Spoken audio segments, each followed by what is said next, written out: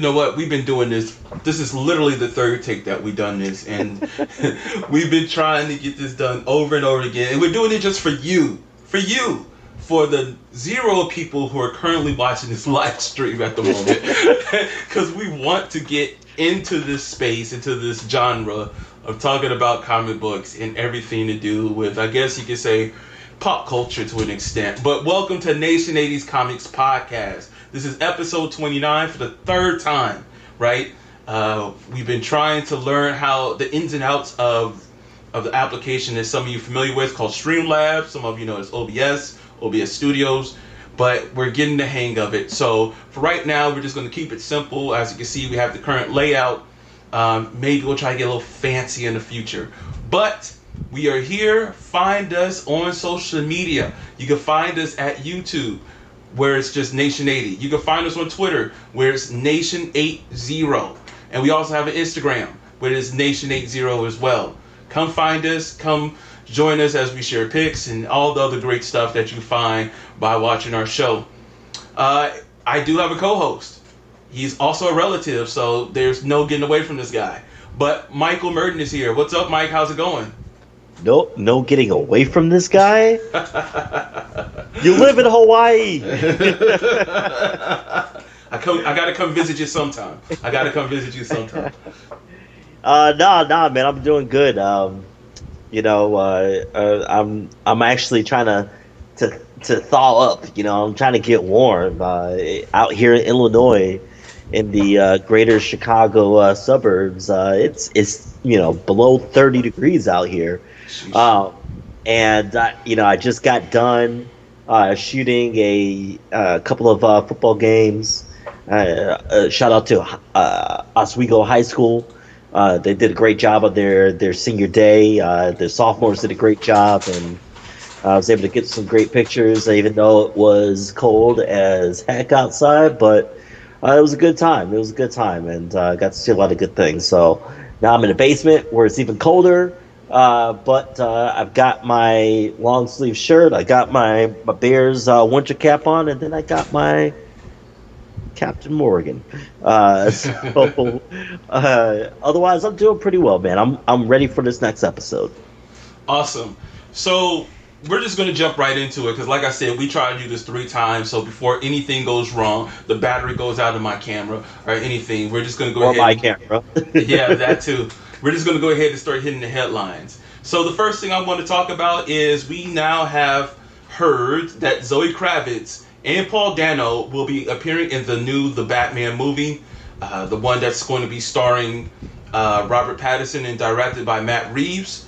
So if you don't know, it seems like they're going to be putting a lot of the Rogue characters in. I also heard rumblings that the Penguin was supposed to be in it. I can't remember what actor that they had in mind at the time, but I know that they gracefully bowed out of it, so we'll see if the Penguin still stars in it. The one thing I will say that I'm a bit nervous of is, I don't know if you remember the Wolverine movie. I think it was the Wolverine the Origins movie, right?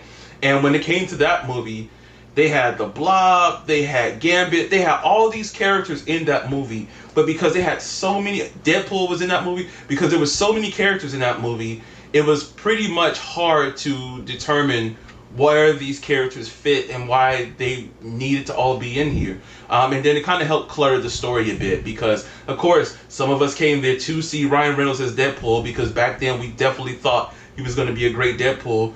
And then they gave us that horrible version of him. The Blob was in there. We also had the Gambit, and then, that ended up going now to Channing Tatum, and now I think that movie is shelved, so we'll never see the lights of day. But we have all of that from that, and now we have all of this news coming from the Batman movie.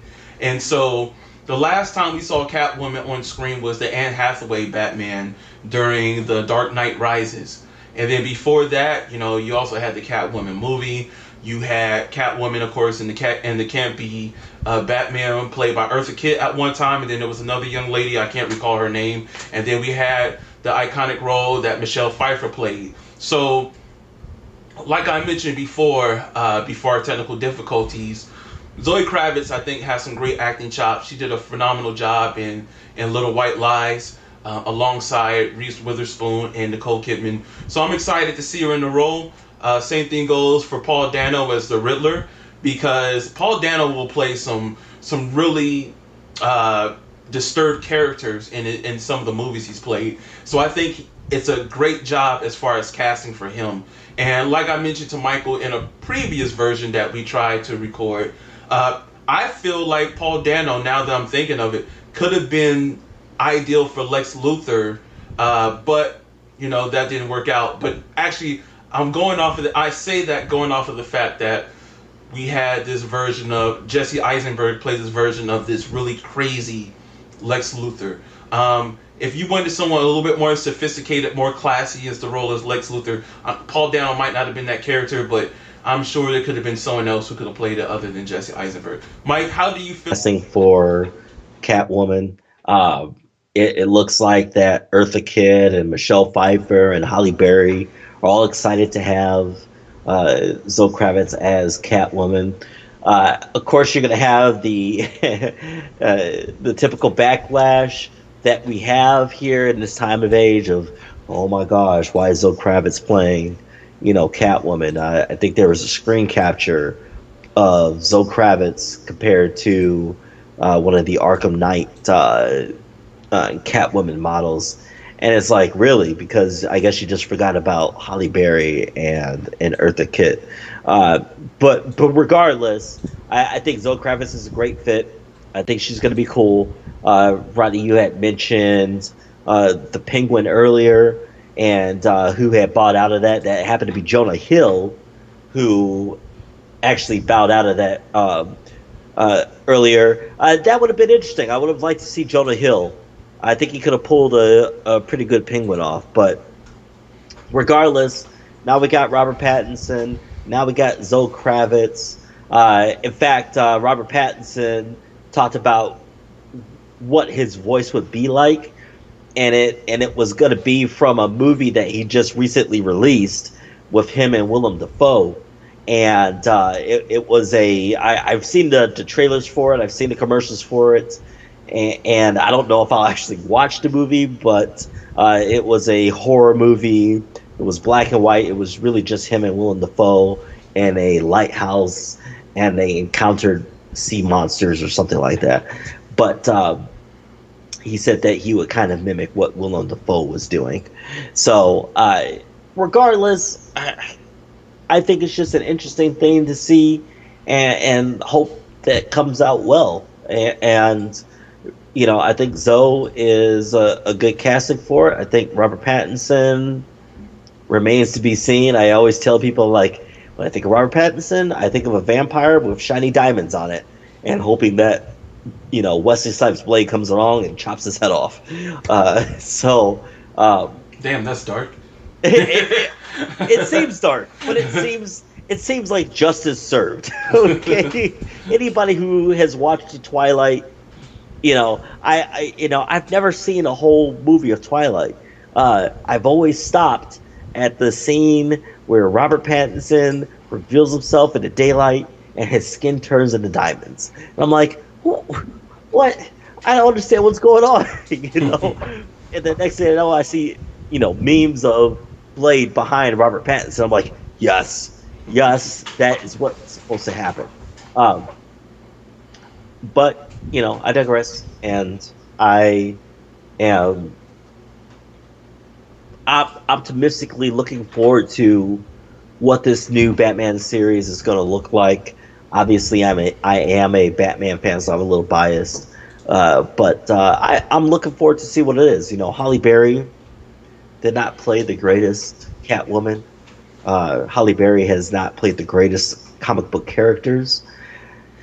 So I'm excited to see what Zoe brings to the table. I thought Anne Hathaway did a pretty decent job. Obviously, Michelle Pfeiffer and Eartha Kitt are iconic roles. So it remains to be seen, but I think it's going to be good. So I'm going to remain optimistic. Okay. Yeah, that's all we can wait for. We don't have a release date for that movie yet, but we hope that one is going to be coming soon. Because I'm super excited to see it. I know we forgot to add this little news later, but I know the beginning of December, or maybe the middle of December, we are going to get that Wonder Woman 1984 trailer. So we know Wonder Woman is coming next. Then we're going to get that Batman eventually sometime next year, I believe, or maybe it's 2021. But I just hope they don't do is kind of like the Batman v Superman movie back in the day. I went to San Diego Comic Con in 2014. That movie still didn't come out, and then they had released a little teaser trailer. Then that movie still didn't come out until 2016, if I remember correctly. So you had 2 years of just sitting there waiting for this movie to come out, where there was so much hype and anticipation and excitement that we got what we got, and it just kind of, for some, it just took the air right out of the room, and then for others, they really enjoyed the experience. But I really hope that DC doesn't keep this certain pattern of, let's dangle this carrot in their face, and then we're waiting 2 years before we finally get something. All right, so going to our next headline, we finally, well, I won't say finally, uh, we've been talking about the Valiant universe for a while now. And a couple of episodes ago, me and Michael spoke about Unity, and we spoke about Bloodshot, we spoke about Ninjak, and just some of the other people that are in that whole environment. Yeah, And Exo Man of War. Exo Man of War comes to Yeah. mind. And then if you've been a comic reader for a while, then you also have Solar, you have Taruk, and you also have Rai, and then there is Magnus. But I think some of those properties are not with Valiant right now. I know Magnus isn't with the rest of Valiant. He's off on, I can't remember which brand he's with right now. But regardless, we finally have gotten to see images of the very first Bloodshot movie, and it's as a trailer starring our boy Vin Diesel, of course you know him from Groot, Fast and Furious, and we get quite a bit. We get quite a bit. Mike, I'm gonna let you start first, and then I'll go into how I feel about it, because I know we were talking about it offline. So tell us your thoughts about what you saw with the trailer. Because matter of fact, you haven't read Bloodshot ever, have you?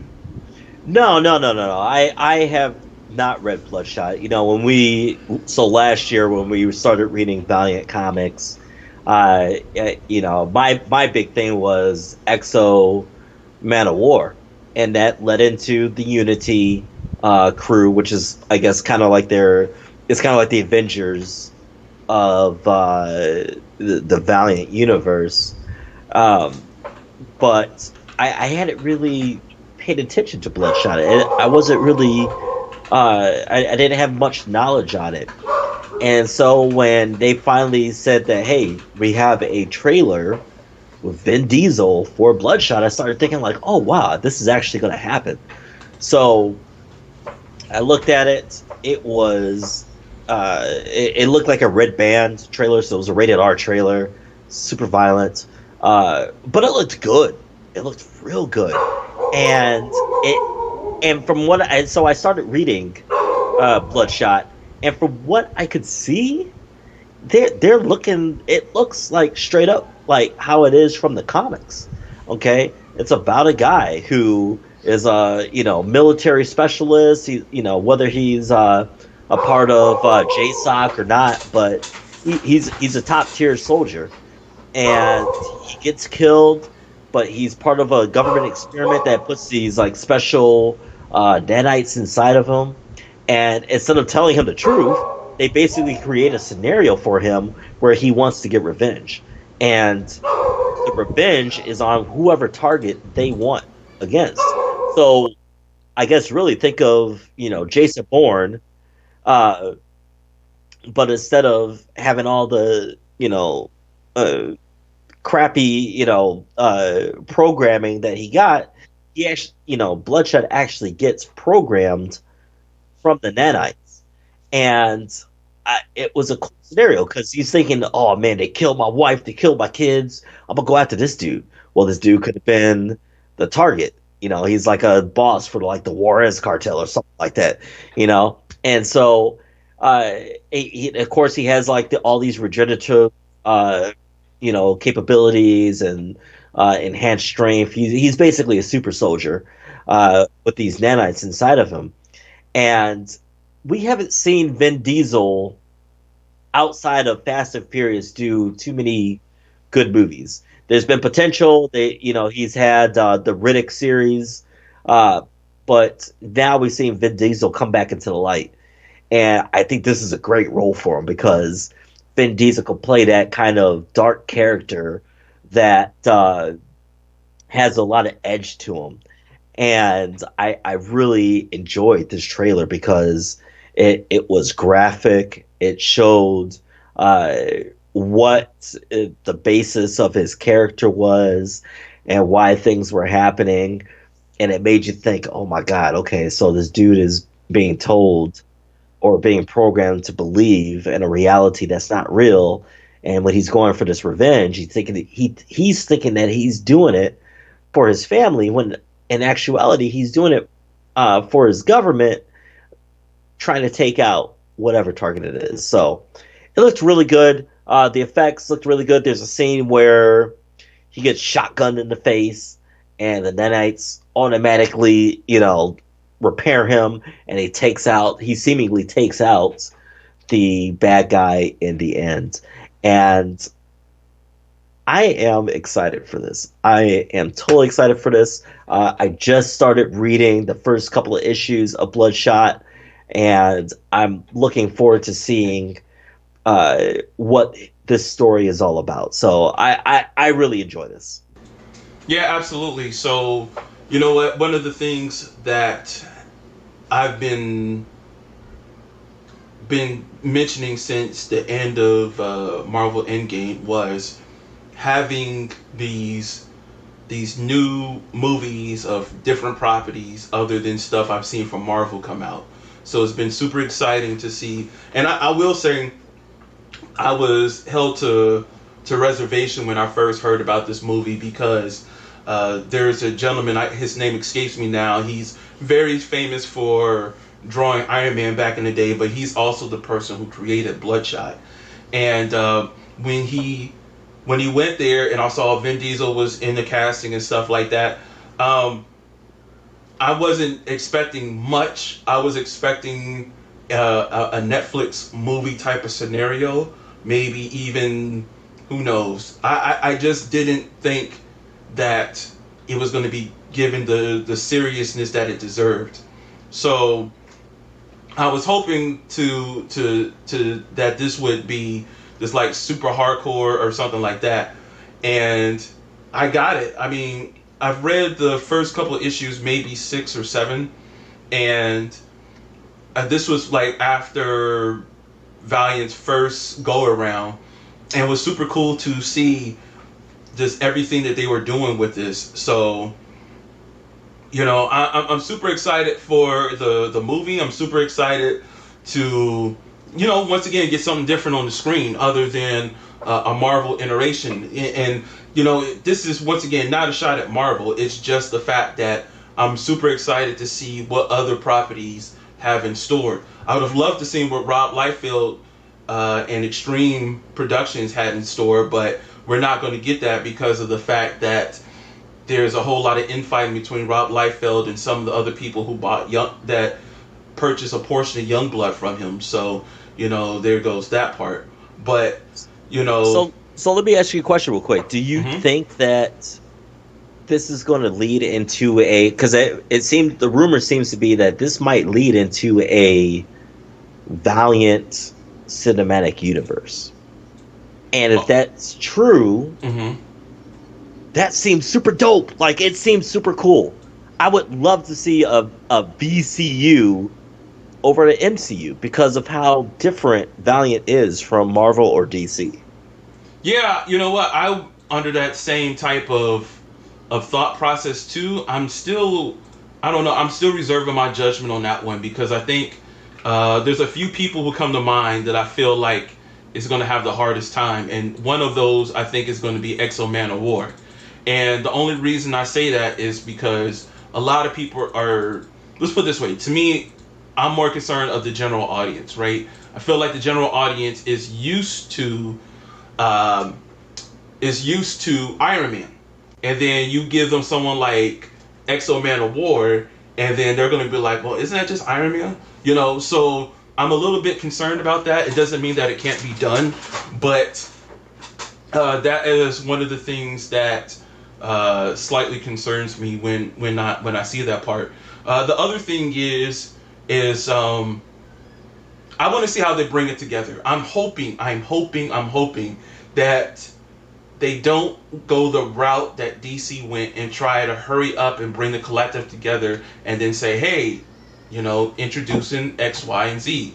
I would really love it instead if they decided to just say, we're going to give everybody their own particular movie and then see how that goes. And then there's a few characters I wonder about, right? And it's only because I don't know how it'll get perceived. There's two that come to mind: Ninjak and Rai. And Rai has the Imperial Japan symbol on his chest. I don't know how that's going to change, or if they'll feel like a change is needed when bringing him out to the public, right? And then you have Ninjak, who's playing obviously a ninja, but who is a British person. And how do you? I don't know his whole background, so I won't. Please excuse me if there's more to it. But who's playing a ninja, and then you could just tell that there's going to be some friction with that. So I'm curious to see. And then who is the who's the token black person of Valiant? Like, I think it's Livewire right now, and then I think there's somebody else, but I can't think of who that is. Right? Right. Yeah, I think Livewire is the obvious choice. Um, I think that because that's the uh, if I'm correct, that's the one that can kind of interact with like technology. She's like the one that I want to say she has like some kind of like telepathy, but with technology, like she can interact with any kind of technology out there. In fact, I think she's the one person, as far as the Exo Man of War story goes, she's the one person that can crack his armor, and kind of bring some balance to the battleground there. Um, and even if that's the case, uh, I would love to see that. I still would love to see that. Because that wouldn't be your typical, yes, token black guy, because it would be a woman. Um, Oh well, I don't deny that. I don't deny I wanting to see that. Right? I want to see it right, too. I guess yeah, my thought on that is though is just trying to get others seats, access to seats, is that's all I'm curious about, right? right, yeah, no um doubt. I think Valiant can do it, and I hope so. I'm just thinking of the fact that they basically got a long road ahead of them. So I just want to I want to see it. I want to make sure that's well known. I want to see it. I want to see what Dark Horse has coming. I want to see some of the other properties out there. I want to see what DC can now contribute now that they're starting to get momentum.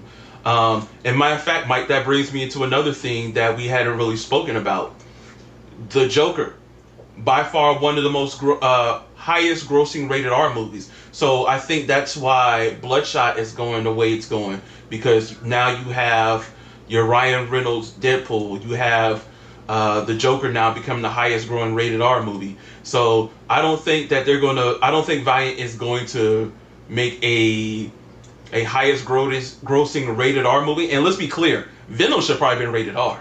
Even though we kind of say, hey, PG-13, all this other stuff. But if we had gotten more of a villain Venom instead of this weird anti-hero Venom, I think it would have appealed better. And look, with that being said, it could have been done in a PG-13 format, but if you have the ability to go no holds bar with a villain like for example, if we got a PG-13 Carnage movie, I don't think it'd be great, just because we know Carnage kills people, right? And Right. you can Yeah, he's a and psychopath. Yeah. yes, he's a psychopath in by far the worst ways.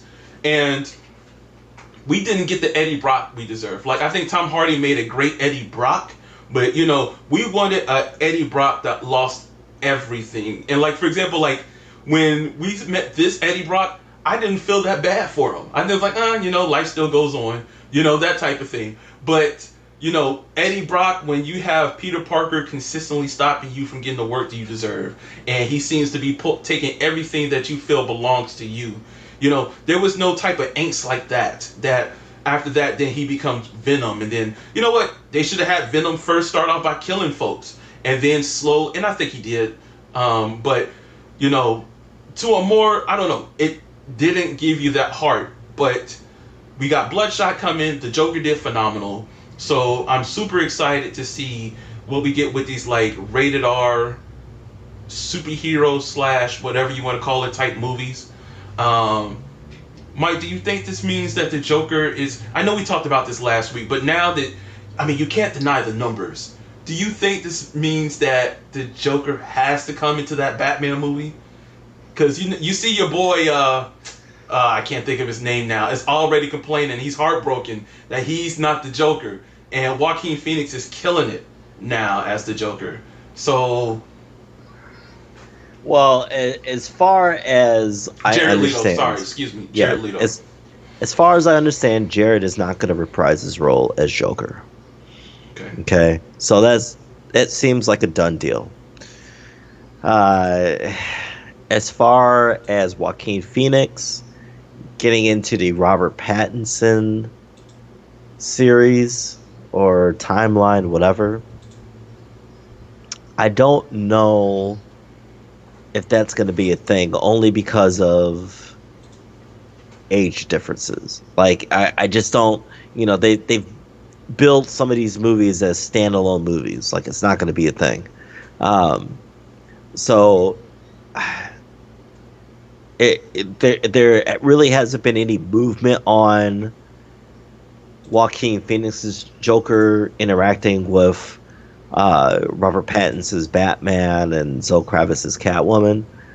Um, but that also kind of presents a dilemma where, okay, you can have Robert Pattinson, you can have Zoe Kravitz as Batman and Catwoman, and you can introduce the Riddler and you can introduce the Penguin, but no matter who you introduce out of Batman's rogues gallery, you have to eventually bring in the Joker. And your only choices are right now Joaquin Phoenix's version. So my concern is I don't know what the version of Batman or what the tone of Batman with Catwoman is with Robert Pattinson and Zoe Kravitz. If it's in the same tone of Joaquin Phoenix's Joker, that could work.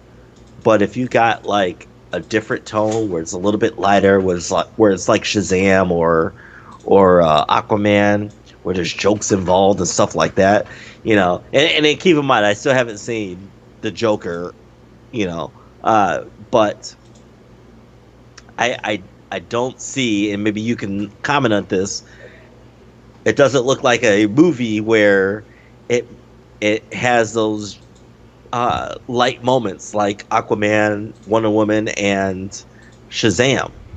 And No, so it doesn't. It doesn't. so Unless you're a warped individual, then there is a redeeming quality. But yeah, I don't think right.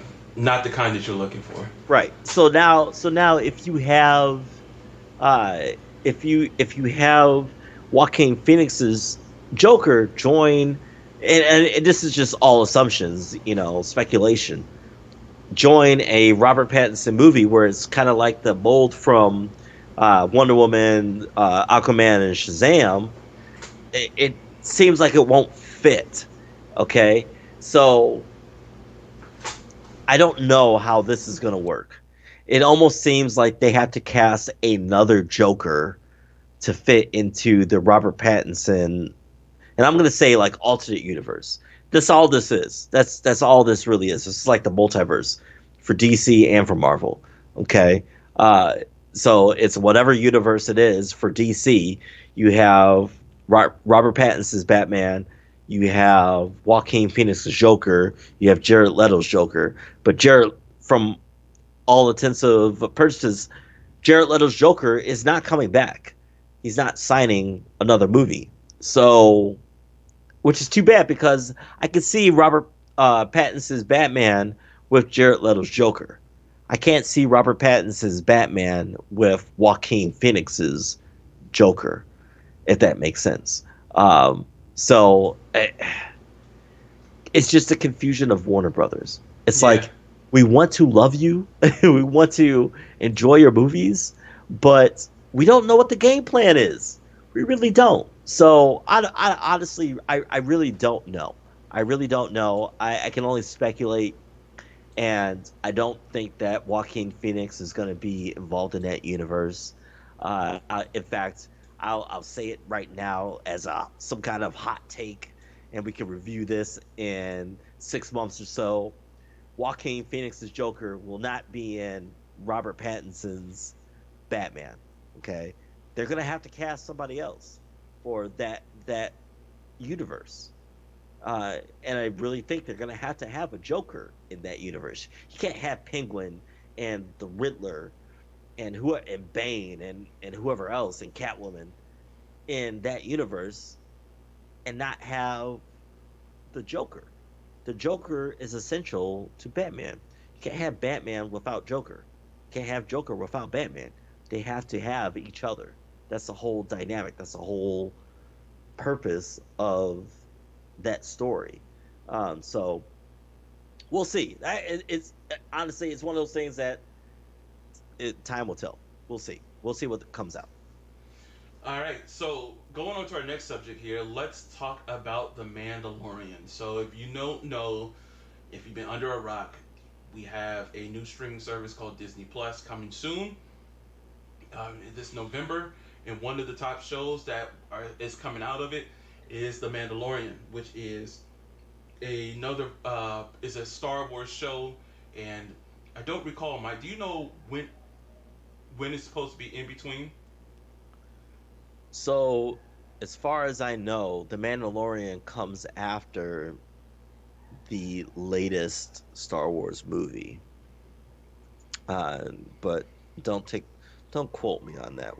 We actually have to look that So up. But we what we do know is that the Mandalorian has an all-star cast.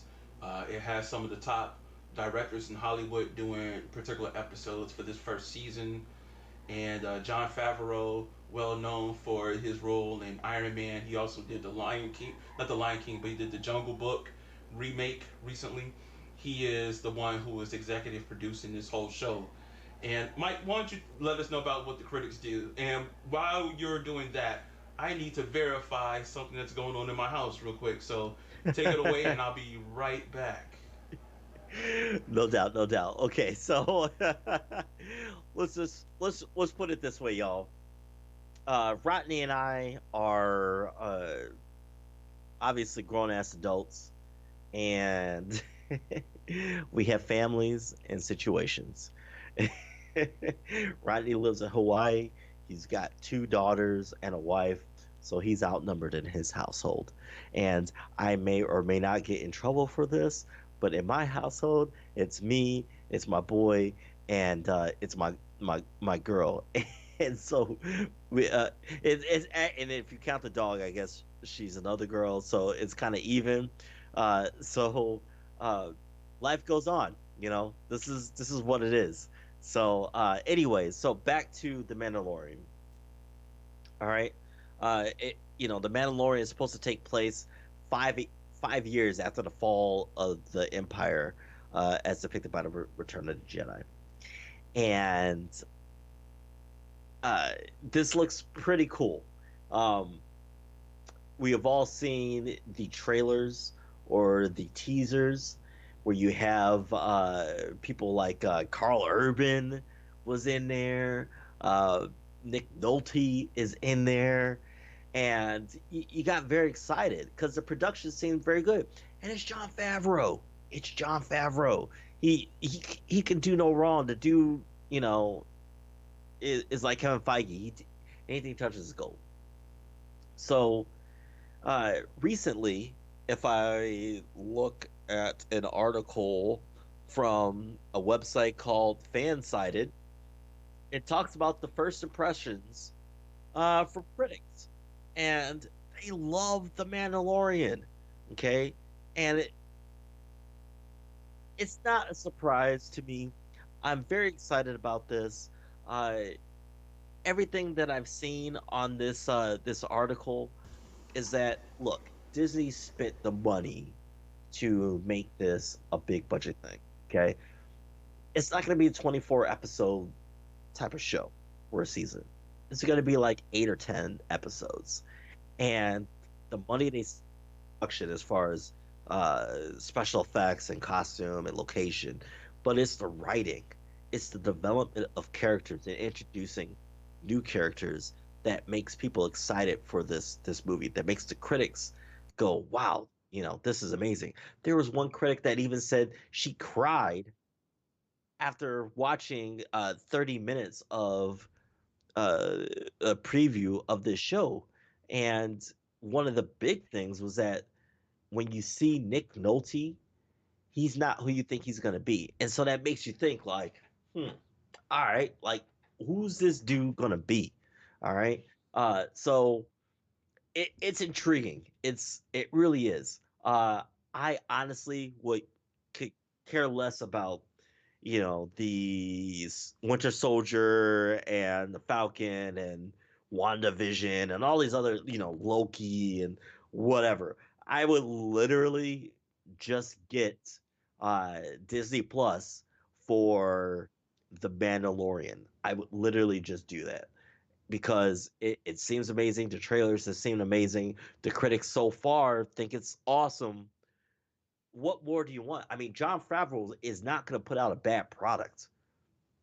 This dude has been in business for a minute now, and he puts nothing but good stuff out.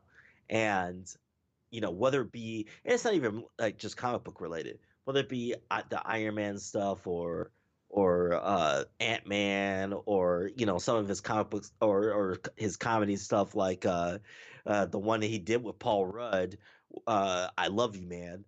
They actually had the original Hulk in there, Lou Ferrigno. So it's John Favreau. He's gonna put a good product out there. Disney put the money out there to make this a good product, and it looks amazing. So I implore everyone out there, everyone, to go see this. Am I biased? Yes, because I love Star Wars. But this is an amazing. For what the critics are saying, it is the Star Wars that we've always wanted. Okay, and especially as far as the TV show. There's been great Star Wars TV shows. You think of the animated series, Star Wars, Clone Wars. There's Star Wars Resistance, and now you've got The Mandalorian. It looks pretty damn good. So I'm excited. Rodney, I hope you're excited. I hope everybody out there is excited. It's gonna be a good show. I'm reserving judgment because it. I just don't know what I'm getting. No, I'm kidding. I'm super excited to check this out. Um, I have a deep affinity for Star Wars. I'm not as big as a fan as Michael is, but I have a big affinity for this because me, my cousin Michael, my cousin Damon, my brother Brandon, we all used to all hang out at our aunt's house and watch Star Wars part of the time while we were, playing video games or doing, whatever else, whatever other type of shenanigans. So that's how I got my introduction to Star Wars back in the day, and it always has a close part in my heart. That's why I do buy a lot of stuff. Excuse me, dealing with Star Wars and things like that. But this is our first time getting a live action show, which is, a couple years ago they said would never be able to happen, and now we're getting something. We're getting something on a streaming service of all things, and I don't recall, but I think Disney is not going to go the Netflix route and give it all to you at once. that you can binge watch, which I think is perfect because a show like this should probably come out weekly. Uh, Netflix to me, in that term, kind of probably dropped the ball on that because when we used to watch Daredevil, we would consume, if we had the opportunity, we would watch. Matter of fact, when me and Michael, back in the day when I was working in the Middle East and he was living in another state, we would go and watch that whole season in one weekend and then talk about it on Monday. And then after that, we're not talking about Daredevil anymore. We're not even going back to watch it. Why? Because there's other things to watch. So it's good that they're doing this. I'm kind of glad that DC did it as well, even though I'm still haven't watched Titans. I still haven't watched the second half of Young Justice. And I haven't watched, but Game of Thrones came out all in one week, and then you watched it, and then you didn't think nothing else of it, or Walking Dead for that matter, because there have been there that would have just been horrible in that, right? So it's super good that they're doing something like that. Yeah, I'm super excited for Mandalorian. I'm interested to see how Disney Plus plays out. So, do I watch Disney movies? Yes. Do I watch a lot of them more because of the kids now? Absolutely. Is there going to be enough to keep me in tune that I won't be like, you know what? Okay, now that that show's over, time for me to cancel my subscription. And I think Disney Plus did the right thing by convincing people to pay the $149 up front for 3 years, where it equals out to like $4 a month. So now that $4 or $5 a month, so that now you're in there for at least the next 3 years. But I'm hoping that they have the content to keep it up. The biggest problem Netflix is having now, bringing original content, they continuously stay in debt. I think they just recently got another $2 billion to bring out more content, but then shows don't last long. Some of my favorite shows that were Netflix originals are either canceled or getting ready to end soon because they just aren't going to stay long. So looking forward to Mandalorian. I know we're going to talk about it. Who knows? Maybe me or Michael. Matter of fact, maybe Michael will put out a video in regards to a review of that TV show. I need to put one out for Watchmen. We'll talk about that more another time. And going on to our final subject for the night, we're going to talk about one of our best friends. When we came back, we had to give him a toast, and now we're going to probably talk about a little drama with him now. But we're talking about our boy Todd McFarlane, and this time we're talking about Spawn, and we have some information in terms of someone recently went up to Michael Jai White and asked him about the Spawn movie, and this is what he said. I don't know anything about it. He's been talking about a reboot of Spawn for 20 years. I think he will continue talking about it because people listen. I don't understand it personally. I wish him the best of luck. But Todd explained to me that this will be a character that you didn't see. You never see the character. It's just a character that's scarcely on film. Personally, I don't get it. I would think a Spawn movie would cost a lot of money, right? Why continue? And if there's somebody giving Todd McFarlane, a man who never directed a movie with that much money, that will be the first in my experience. I'll believe it when I see it. I wish him the best of luck, but it doesn't make a lot of sense to me. So, I'm gonna tell you now. At first, when I first heard, they're like, "Man, Michael Jai White's really hating right now." But now that I hear this a little bit more, I kind of totally understand what he's talking about, because there's no way that someone's gonna let Todd McFarlane like literally direct a big budget movie with very little experience. That'd be kind of nuts. Uh, Todd McFarlane is by far a legend in the game. I've always loved all the work that he's done and things like that. But, you know, sorry, he's not going to get that type of money. There's nobody who I could think of, and not only just in the comic book realm, the book realm, any other type of creative realm, where they're going to throw, let's say if a Spawn movie cost, let's say even if they do a low budget Spawn movie, let's say it cost about the same as the Joker movie, which was about $80 million to make. You think they're going to give Todd McFarlane with no directorial chops, not even like a low budget indie film, that money to make that? So, Mike, go ahead. Yeah, yeah. I mean, I, Michael Jai is not wrong. He's not. I mean, why are you giving all this money to somebody who hasn't had any kind of credit like that in Hollywood? You know, um, and this seems to be a ongoing story that we've covered. Within the last year, or within our first year, and it's like, man, you want to root for the guy because it'd be cool to see an updated version of, you know, literally decades now. Um, yeah, you have Jamie Foxx attached to it as Al Simmons, and um, Jeremy Renner attached to it, uh, but it just nobody's grabbed it.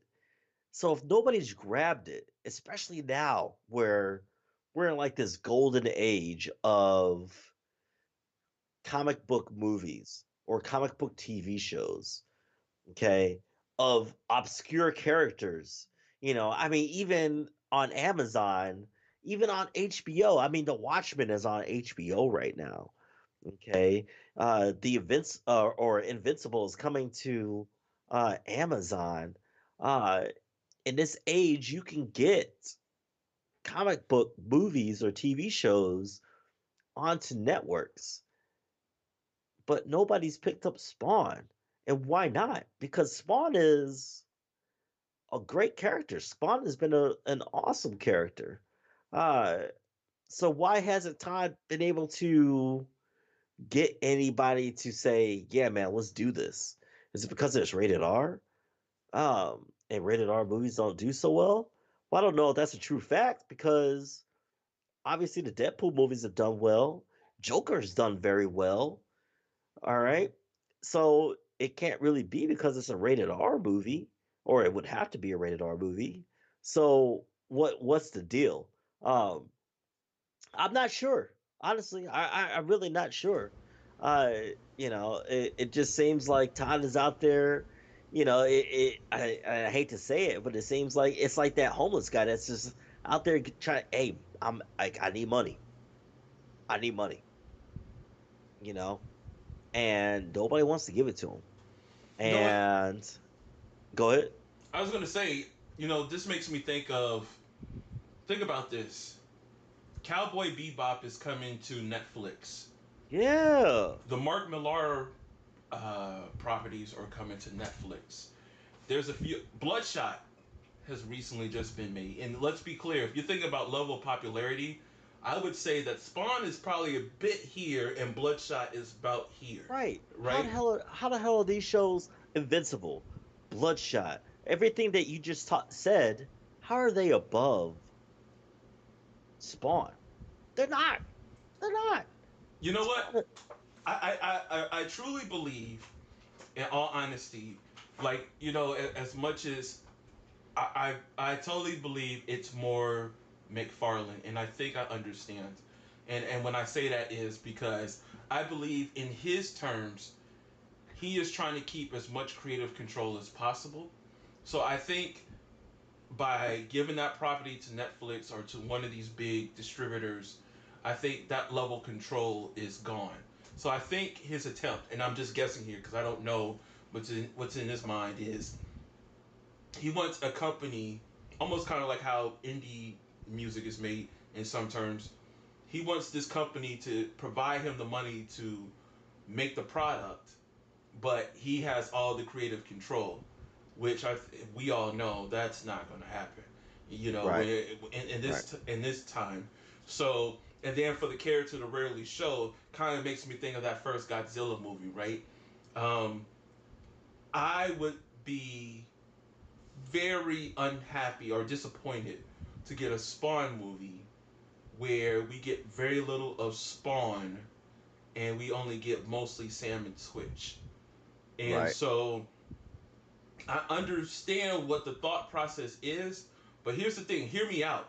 Make the comic book, make something visual so I could see how that's going to look. It's almost kind of like, remember when we got that test footage of Deadpool. If we didn't get that test footage of Deadpool, Deadpool would never been made. You know what? That's exactly. I was literally getting ready to bring that point up. Do you think that he needs to do what Ryan Reynolds and them did on YouTube for Deadpool? Because that's what it seems like to me. Or even the guy, I can't think of his name off the tip of my tongue, but the guy that made the District 13 movie. Okay, he did the same thing, all right, on YouTube, and that's how he got.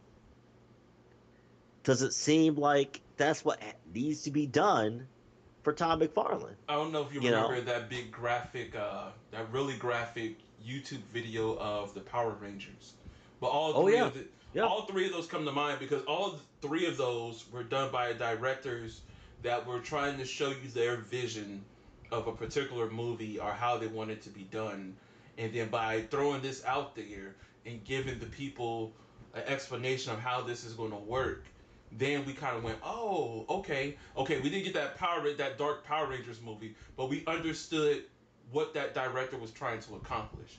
Right. Same thing with the gentleman that did the District 13 movie. If you ever see any of the Raid movies, the director puts test fight footage on YouTube at times just to give you an idea of what he's trying to display. And absolutely, for Spawn, for someone who uh, I don't even think a lot of people even remember the Spawn HBO animated television show, right? So for it to be 2019, Spawn might be selling, but it still isn't getting the grand scheme or vision to people. Why not post a test trailer out there on YouTube? I mean, like that would be your best scope. Throw that out there. Have your creator friends say, "Hey, check this out. Look what Ty put together." And then, or even make your trailer. Show it to your friends first. Let them look at it. Hey, okay, that looks like it's pretty good. That might get you in the door, especially if Todd McFarlane wants to direct it. And then throw that out there on YouTube, and then see what the response is. And then I guarantee you a studio will come with the bag. Right. But Yeah. No doubt. I don't think that I won't say Todd, but I don't think the funding is there in terms of, and I don't think the vision is there. That's the thing. I think as much as Todd is playing the salesman, I don't think he has this as well thought out as we believe, Right. right? And Right. so and so we're under the impression that, he's got everything set in stone and he's got it done correctly.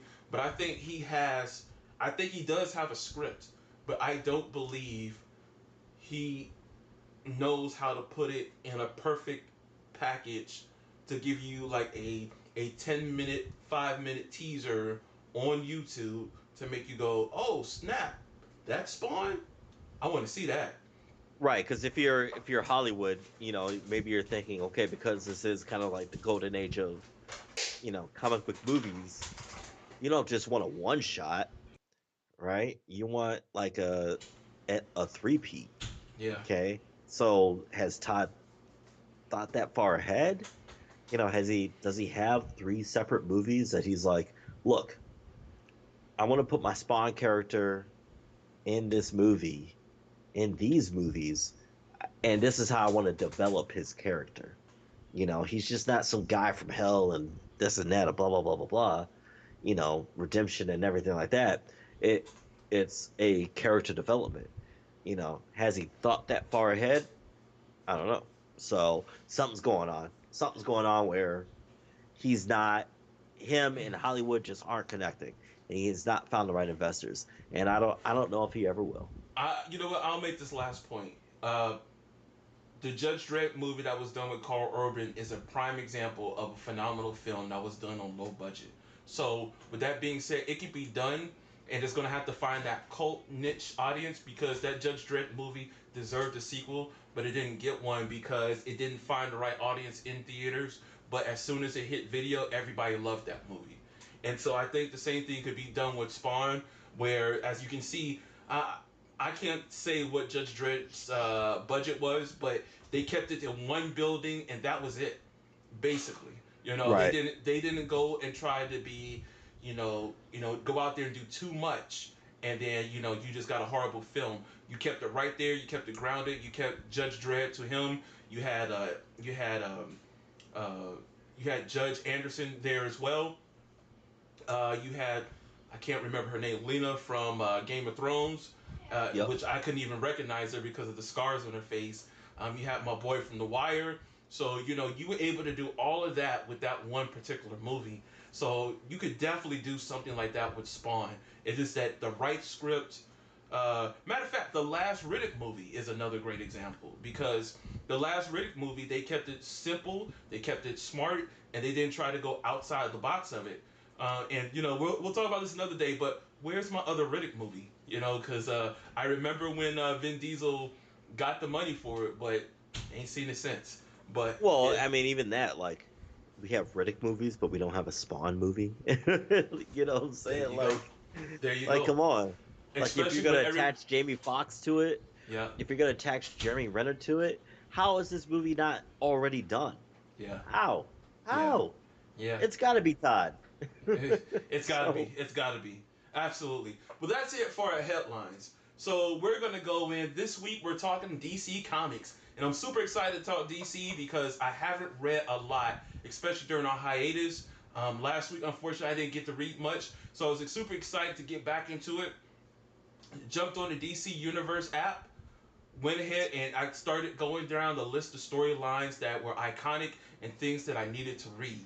Now, here's the thing. I was trying to find something outside of Batman, Superman, and not the Justice League, Teen Titans, because I've talked about Batman, I've talked about the Teen Titans.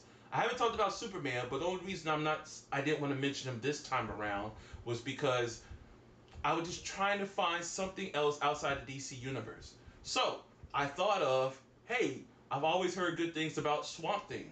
Let me jump on Swamp Thing. I saw it. I didn't get the opportunity to get into it like I wanted to. So at the end, I decided to go with Super Sons because I've heard a lot of good things about it. And yes, I know that takes me back to Batman and Superman. But it was a different iteration of Batman and Superman that I dealt with before. And I knew that it was getting a lot of praise from people in DC. I know it was recently canceled. It might be back now, but I think it was recently canceled a couple months ago, maybe even a year ago. And so I took the opportunity to finally read something the of Super Sons, and I decided to read a storyline of theirs, a 5-part series called Super Sons of Tomorrow, and this took place in issue 37 of Superman, issue number 11 of Super Sons, issue number 15 of Teen Titans, issue number 38 of Superman, and then issue number 12 of Super Sons. So if you don't know, and I wasn't aware of this because I haven't been keeping up with the Rebirth saga as much as I should have. Well, I don't even think it's called Rebirth now. They're just calling it the DC Universe. But I haven't been following as much as I used to. But there is a time, I won't call it a universe traveling Tim Drake. And Tim Drake now brings himself. He's came here before. He came back during some of the Detective Comics. He came back before and he attempted to kill Batwoman. Now, I have not read that story, so I can't tell you what was his reasonings for attempting to try to take out Batwoman. But now he's back and he wants to take out John Kent, Superman's son. And his reasonings behind it is because Superman's son has the ability to go supernova. And when he goes supernova, it causes nothing but destruction around him. Now, that might sound familiar to you. From what I remember during the John Romita run of Superman, back during the New 52, they gave Superman a new power where he was able to go supernova. And then after he went supernova, he was unable, he lost all his powers for, I believe, 24 hours. But in this iteration, you have Jonathan Kent, who is half Kryptonian, half human, and one of his powers is he has the unstable ability to go supernova. So let's say his emotions run too high in a fight, like his back is against the wall, and he's going to give it his all. He'll go supernova. but he has no control over this ability to go supernova. So what'll happen is he might take out his enemy, but he might also take out a, let's say, 20-mile radius around him. And so Tim Drake is coming back to this universe because he needs to take out. A matter of fact, I'm sorry. Let's just say I'm changing how I'm saying this. He's not universe traveling. He's time traveling. So this is Tim Drake from the future. He has now came back into the past, and he's now trying to take out Jonathan Kent. Sorry for the confusion there, but the reason that Tim Drake is coming back, and then he comes back as Batman, right? So he's wearing Batman's suit. He first person he tries to take out is Bruce Wayne, succeeds. We don't find out what happens after that, and I'll get to that point a little later. But basically, Tim Drake is like, hey, I'm here because I need to take somebody out. And Bruce is like, oh my God, you're here again? Why are you here? What are you doing? And so Tim Drake is just like, I just have to take, if you don't know, Tim Drake is also the Red Hood in our current iteration of DC Universe. Tim Drake will kill anybody, right? And so Tim Drake always feels that he needs to go that extra level that Batman will not go. And one of the lines that Bruce Wayne says is when Tim Drake is pointing a gun at him, like, are you serious? I'm so disappointed at you for carrying this gun. And then he gets shot. But Tim Drake is now, like I said, he's a man on a mission, and his first person to take out was Batman. The second person he went after was Superman. Now, I've seen Batman versus Superman fights before, and I've always kind of not been fond of them because as someone who has super speed like Superman, you always go, come on. Like, why hasn't Superman taken out Batman, right? And look, you can tell me about all the technology and the weapons and his reflexes he has, but we know good and well, someone with supersonic speed like Superman can easily break Batman's neck. But I enjoyed how they kind of set this one up because now you have Superman who's in the Fortress of Solitude, and while he's there, he comes across, Tim Drake comes to the Fortress of Solitude. And when he comes there, Superman is already like, okay, look, you're obviously not Bruce because I can tell you did some modifications to your Batman costume. Plus, you're wearing a voice modifier over your face. So Superman decides to, with his supersonic speed, he smacks it off of his face, and then he finds out, oh, you're Tim Drake. And it was just like, boom, boom, boom. What should happen with Superman, right? Right, There shouldn't be no, well, let me think about it for a second. No, we already know who it is, right? Now, a fight ensues, and this was the clever part to me, was that Tim Drake knew he couldn't win the fight, but he made sure to do these things to draw in Superman close and then throw him off of his game. And so one of those things was Tim Drake learned Kryptonian. He learned it from a future Superman.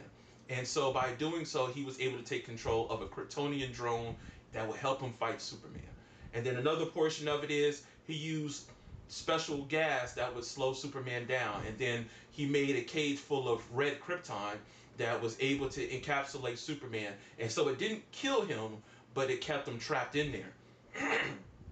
Which I think was done pretty well.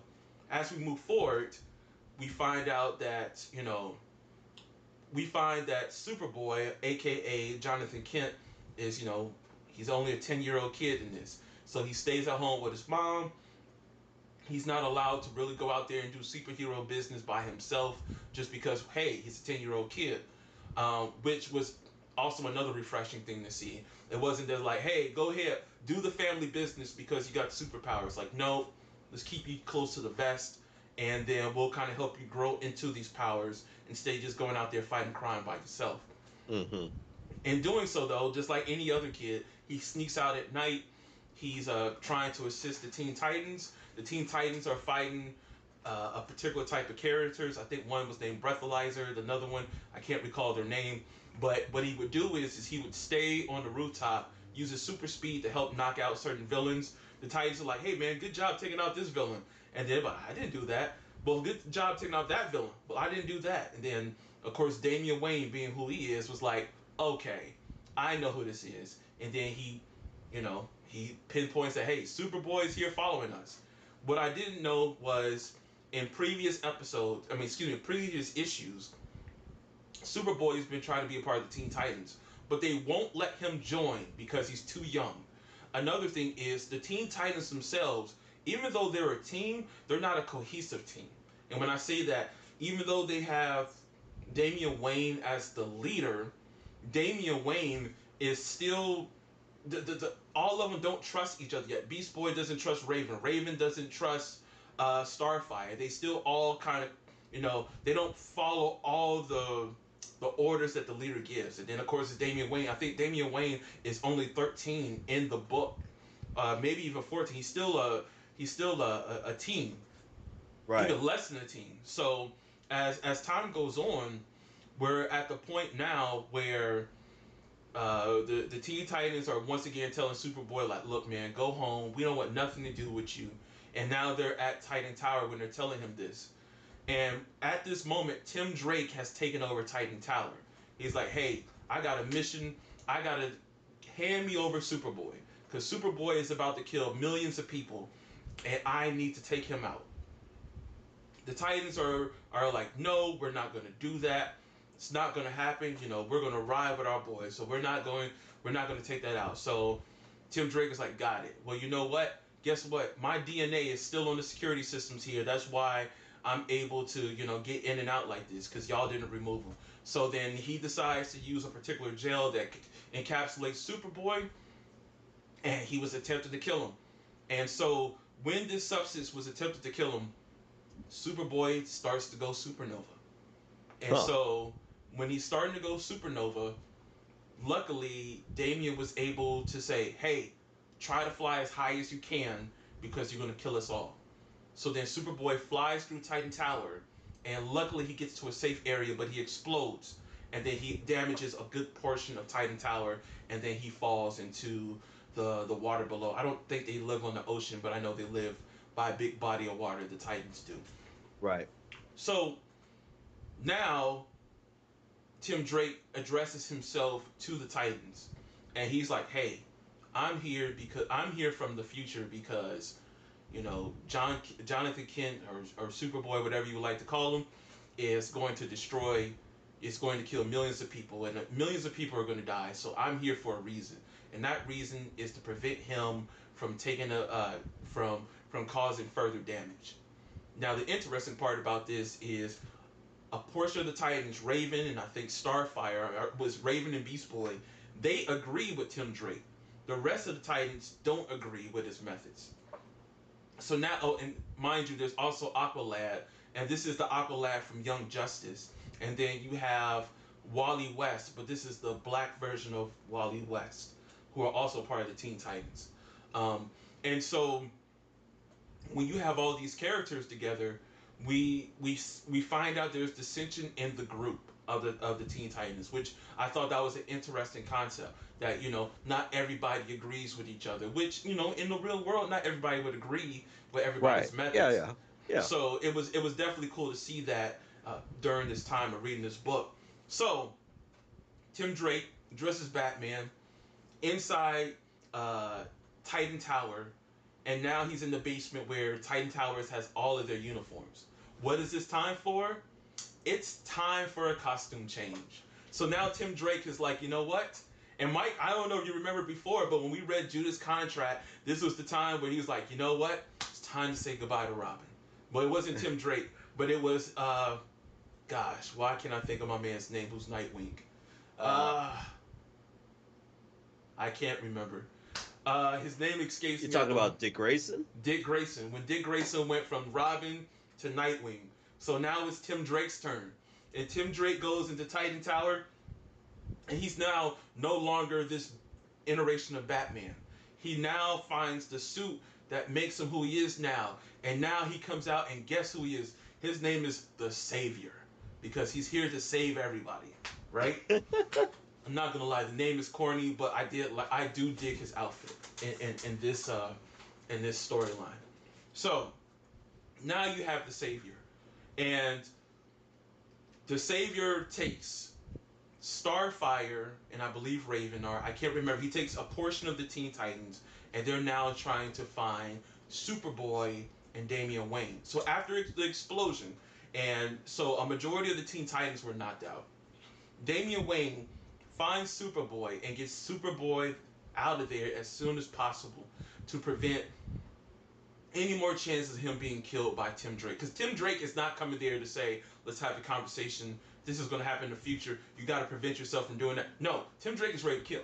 Tim Drake is ready to murder, right? And during this time, also coming back from the future is Superman, Wonder Woman, and the other iteration was, I believe, the Flash. Another version of the Flash. And they're all different versions. They're all future versions of our popular characters. And Okay. and when we see these names, I don't believe they are the same iteration. So this isn't like older Wonder Woman. No, this is a new Wonder Woman. This is a newer Flash, and this is a newer Superman.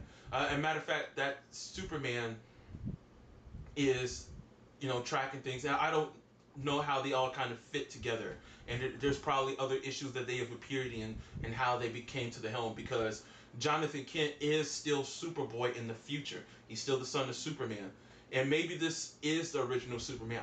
That's the one thing I did find confusing as I was reading this. So now they're on the scene. Their intention is to bring Tim Drake back, because they don't really care for his methods. And with that being said, Tim Drake is holding on for dear life as whatever brought him to the past is slowly starting to wear off, and is trying to pull him back to the future. But he's like, I need to accomplish this. He's trying to, use the same methods that Batman taught him, and those methods are, dig in mentally and just make sure that you can hold on to prevent whatever's taking you out. You know how, like, back in the day, every time that Batman used to get poisoned, he'd be like, you know what? If I can just will it, I can just keep it in my arm before it fully Right. takes me over. Kind of the same type of aspect. So anyway, now Xavier is trying his best to take out Superboy, and he's being stopped at every moment here. And when I say that is that, he tries to come up with every iteration of how to take out Superboy, but ultimately, just like any book, he fails. And now, when he fails, he gets knocked into the water. I believe he goes back to his future. The Teen Titans are like, hey, future Batman, future Flash, future Wonder Woman, can you please, teach us the ways, tell us about the future? They're like, no, because we will destroy the future. You need to find out for yourself. And we can't stay here. We have to leave. So they eventually leave and go back to the future. Now, even though that's a small part, to me it was only a small part to what I think was a bigger picture. Number one, Superman finally arrives, and he's like, you know what? I'm really determining if I'm cool with you hanging out with Damian Wayne. He's having a real parent moment here. And when I say that is because he's determining, like, look, I'm concerned about your safety. You shouldn't be out there fighting crime, let alone with Damian Wayne. And now you guys are doing this together. We see a different version of Damian Wayne than like I used to see in the animations and some other thing. He's not always that jerk, so he kind of comes to Superman and it's like, look, I promise to you, I will take care of your son. I will make sure no harm comes to him. And he's having a real stand-up, mature moment, and I thought that was really cool. Another thing that came from the aftermath of this fight, the Teen Titans. Once again, Damian Wayne tried to convince the Teen Titans to bring Superboy into the group. Teen Titans were like, no, we're not ready. And the reason we're not ready is not because of Superboy, but we're not ready because of us. We let one Right. person break us as a team, and we need to bring ourselves together. For someone like me who has never read a Super Sons book or really kept up with DC, the newer version of DC as of late, this was a pretty cool thing to read. It's not going to probably be considered a classic or anything like that, but it was interesting just to see how Superboy deals with his day-to-day, how Damian Wayne is now dealing with his day-to-day and the roles he plays. The cool thing was pulling Batman and Superman out of it as much as they could. And with that being said, Superman is found out Batman later on, we see him that he's injured, and he's like, whatever happened to Tim Drake? And Alfred's like, sir, you're dreaming because nothing's wrong with you. And I'm sure that's going to lead on to another storyline that we didn't necessarily get in these 5 issues. But though, in the excuse me, this is one other thing I did forget. So since Titan Tower is destroyed, Superman allowed the Teen Titans to stay at the Justice League base until Titan Towers is rebuilt, and so they have all the access they need up at Titan Tower. So now going back to this 5 issues, I think it was a great read, and for someone like I said who's never read Super Sons before, it was interesting to see how that dynamic plays out with those two, and I think it's a great dynamic, cool character because I know more of him later. I don't think he was stuck in that time, so I believe he's back in the future, but I'm sure he'll appear again. He's already appeared in Detective Comics, he appeared in Super Sons. I'm sure there's bigger plans to have him in other things. So please give it a read if you get an opportunity. Definitely check it out. Nice, nice, very good, very good. So who wrote that one again? This one was written by, I believe, Patrick Gleason. It Okay, was Patrick Gleason and Peter Tomasi. And okay, depending on the issue, either Jorge Jimenez drew it, or you have Tyler Kirkman, and then there's a few others in between that drew it as well, like Ed Benez and a few others. what did you think of the artwork? I think the artwork was pretty good, and what was good about it to me was the fact that it wasn't so off between issues that it threw me out of reading this whole storyline. And with that being said, mind you, this is 4 different books, but each of them are drawn like their issues should be drawn. Like Teen Titans is drawn by, I believe, it was drawn. They say by Jorge Jimenez, but I don't believe that's correct. I believe this was drawn by John Boy. I can't remember the rest of his name, but I can tell because of the artwork. But the artwork seemed to fit the storyline. And so Right, I didn't, like I said, it didn't throw me off. It wasn't something extreme like you had Rob Liefeld drawing one issue and then you have Jim Lee drawing another issue. And right, that's a big right. extreme, but you get what I'm saying there. So it was, like I said, great read. I was super happy with what I read. So I can't wait to read more. Not just Super Sons, but just more of the current DC titles.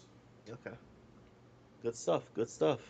All right, Mike. So, what do you have for us? If I remember correctly, when we were talking off camera, you've been reading the 52, or is it just 52? Yeah, no, it's definitely just 52 as you can see here in my background. On your green screen, yes, sir. Yeah, so uh yeah, no, I got a chance to read 52. I'm still reading 52. It is actually 52 issues, so it runs all 52 weeks of the year. And this was a series that came out in 2006, and it was written by a bunch of writers, and really it was all top writers. So it was Jeff Johns, it was Grant Morrison, Greg Rucka, Mark Waid, and Keith Griffin. Jeff Johns really the biggest one. If you read DC, you know who Jeff Johns is. He's the guy that brought back the Green Lanterns, and really brought back DC from its troubled past. And then of course you have Grant Morrison. Grant Morrison's been with DC. He's been with Marvel, and he's done great work with both. Mark Waid has done some really good stuff. The thing that comes to mind is Moon Knight. He did a great job with Moon Knight as well.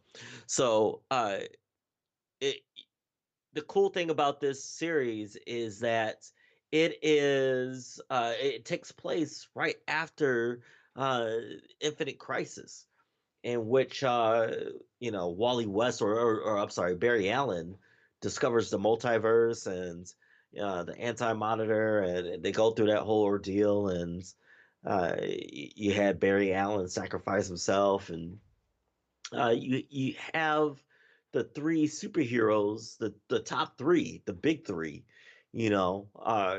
Batman, Superman, and Wonder Woman kind of step away, and they're nowhere to be seen.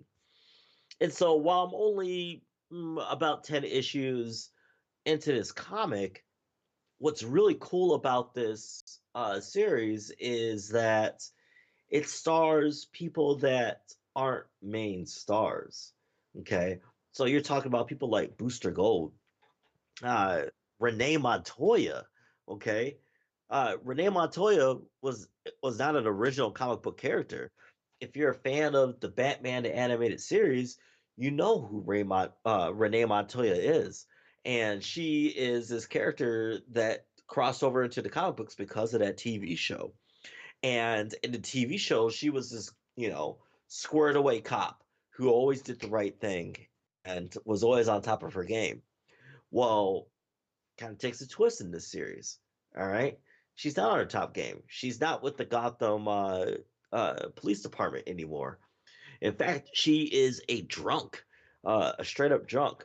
Not only is she a drunk, but she's a lesbian who is struggling with relationships just like anybody else. And she just seems really down on her times. And a lot of what this series is based on is her point of view of what's going on in the world, where there you don't have that top three, and it seems that people like Lex Luthor and some other entities are trying to take advantage of what's going on. So, yes, you have Renee Montoya. Okay, you have people like the Question. You have the Elongated Man, the Elastic Man, in there, investigating his dead wife's mutilation of her gravesite. You have Booster Gold, who is this guy who is from the future but travels to the past and is trying to make a name for himself. If you've seen Justice League Unlimited, you get a taste of who Booster Gold is. If you've seen that animated series, and it's a guy who seemingly, with his AI robot, uh, seemingly is out to uh, make endorsement deals, make money, and take advantage of his AI's historical database. And in fact, he actually even pays people to stage crimes so that he can stop them, so that he can get even more endorsement deals. So it deals with a lot of like secondhand type of characters, this huge overarching mystery that goes on with this series. And at the end of each issue, they have Donna Troy in there going over a history of the DC universe after Infinite Crisis. So it's a lot to take in. Uh, it's a big read. It's definitely something that you should take your time in. It's a series where Batwoman was introduced for the first time, Kate Kane, and she has a pretty interesting story as well. So I really enjoyed this series. I really enjoyed the art in this series. Uh, there's at least 10 or 15 different artists in this series, to include Phil Jimenez, Keith Griffin, Joe Benet, uh, Chris Batista, and so on and so forth. So, but it's pretty consistent, and that personally, that's what I like. I like consistency in my art when you have a long story being told. And it's interesting because uh, events that happen in this story have repercussions in the future. We did a episode last year uh, about Blackest Night. Okay, and in Blackest Night, we end up seeing characters that are brought back to life and start killing other people. Well, those characters, you see those characters actually die in this series. So it's something to pay attention to. It's a good part of DC history, very significant DC history, and it has a very wide, especially when it comes to Batwoman and Renee Montoya. It has very, future implications. Uh, past the New 52 into Rebirth and just, I guess, DC Universe. And it's turning out to be a good series. So if you haven't read it yet, yes, it came out in 2006, but it's a good read. And this is something that I'm going to continue to read, and hopefully, throughout the this channel's progression, might make a few videos just on this. So definitely something I would check out. Definitely something that I think people can read. Okay, thank you, Mike. When it comes to 52, was this a part of the 52 around the same time as the Batman Eternal and the Injustice books? Do you know? No, no, this was before. This is before New 52 came out. Okay. Okay. Crisis, and then the next major event is Crisis on Infinite Earths. Okay, and then right after Crisis on Infinite Earths, you have the New 52. So, and actually, now that I think about it, one of the other main storylines of this series called 52 is the fact that because in Infinite Crisis, Connor Kent dies. Okay, he dies at the hands of uh, Earth Prime's Superman or Superboy, who is a massively overpowered Superman, who it just destroys almost everybody. So, yes, this takes place before New 52, before Batman Eternal, uh, but it lays the groundwork actually for a lot of the future issues that are to come within the DC universe.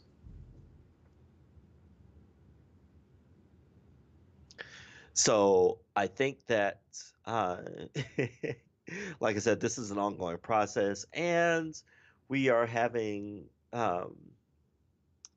some obvious things that we're still trying to work out here on this channel. It looks like I just lost Rodney. Hopefully, the feed is still um, going up, but I just got a message for Rodney to just say bye. So this is it. This is episode 29 of the Nation 80s Comics Podcast. Be sure to check us out on Twitter, Twitch, Instagram, and obviously YouTube. Nation 80, Nation 80, whichever is your preference. You just put it in the search bar and you'll find us there. We'll have future episodes coming up, but otherwise, I guess we'll talk to you later.